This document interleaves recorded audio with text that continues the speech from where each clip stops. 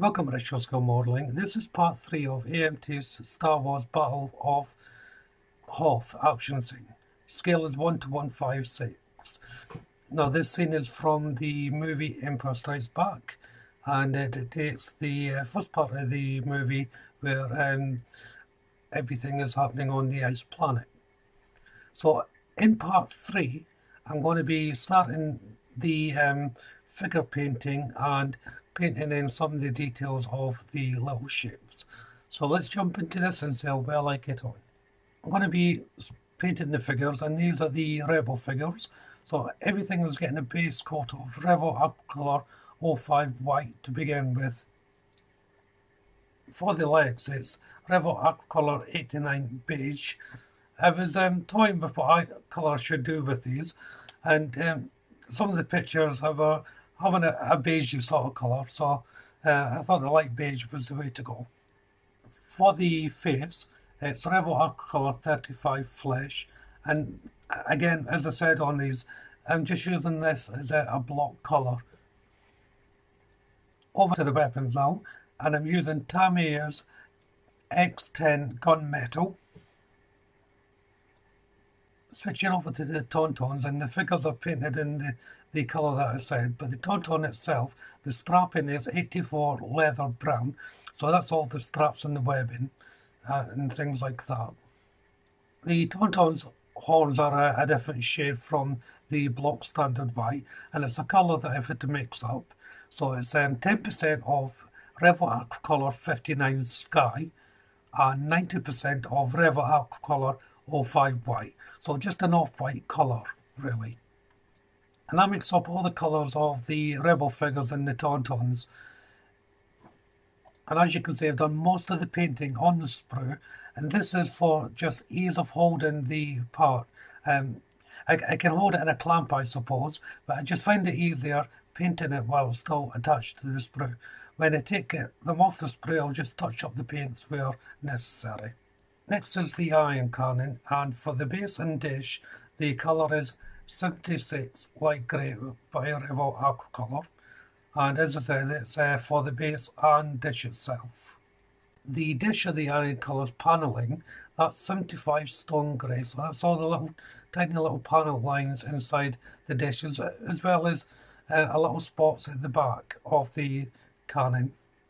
And then using Tamier's X10 gunmetal just for the tip of the antenna part of the laser cannon, and then using 05 white Rebel Aquacolor for the tiny little spots inside the cannon. Now I'm applying this with the cocktail stick sharpened down, and it's just tiny little dots I'm placing in here. The camera's not going to really pick them up, but they're little circular parts of the mould that have these colours. Once it's all dry, it's time to assemble, and it's quite an easy assemble. Like, as you can see, the dish just pops on into its mount.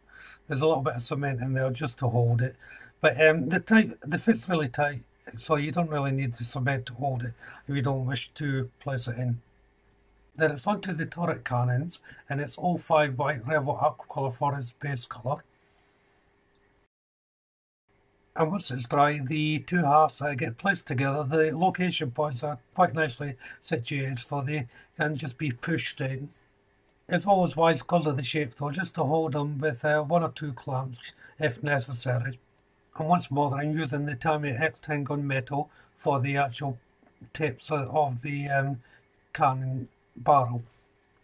I'm now going on to Rebel Aquacolor 74 Gunship Grey, and this is just painting in the detailing of these cannons.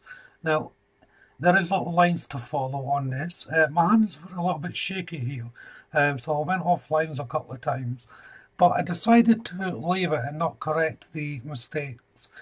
And the reason for that was I wanted them to have a beat up look anyway, so even though I didn't paint them 100% in the lines, I kind of liked the finished look. And when everything was dry, it's time to place the top part of the cannon on. This just gets pushed in. It's a very tight fit, you won't need any cement, but obviously put some in if you feel that you should have a little bit in. Moving on to the snow speeder, And the base coat for this is a mixed paint once more. So it's Rebel Aquacolor 301 75% and Rebel Aquacolor 75 Stone Grey 25% to make up this colour. For the various markings on Snow Speeder, it's Rebel Aquacolor 57 Grey, and that's just all the little panel lines, stripes and blocks that I'm painting in here.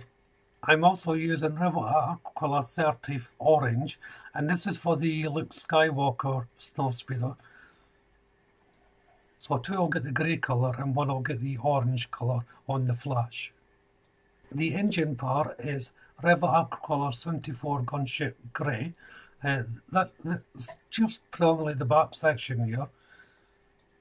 And the windows is 07 Black Gloss Rebel Aquacolor. Now, even though these things are tiny, I still want them painted as much as possible like the normal size Snow Speeder or ST kits that you get, because you do want these vehicles to stand out on the diorama.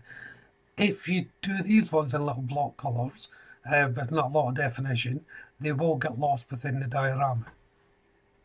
And once everything's dry, there's not much to the assembly part of the build for these. The two halves get squeezed in together. Again, it's a very tight fit, same with the cannons and things like that. So you need a bit of force just to push them in. So just bear that in mind. So as you can see here, I've gone on to the all-terrain attack vehicles. And the base coat here is Rebel Aquacolor 57 Grey.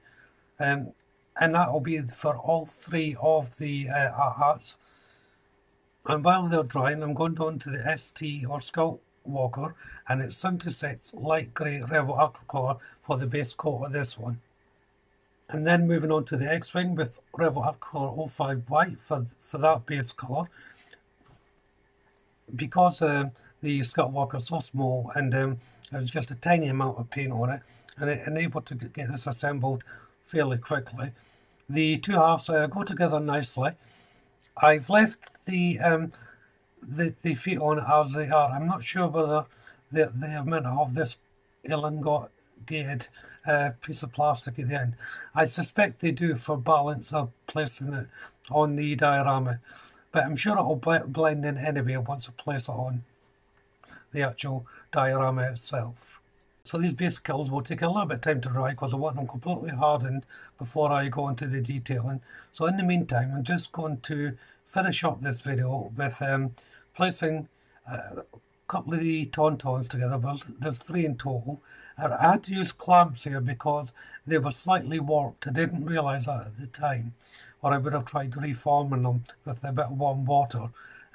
So I found this quite difficult to put together. I had to take away the location pins or they just wouldn't fit. But if you've got a strong pair of clamps, then it's not too much of a problem, but it can just be a little bit of a pain.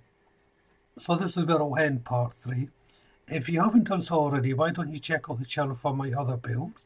If you subscribe to the channel, and please do so, hit that notification bell, that way you'll be kept up to date not only with this build, but all my future builds as well, of course. Hit the like button, don't be afraid to leave a comment, and of course you can share the video.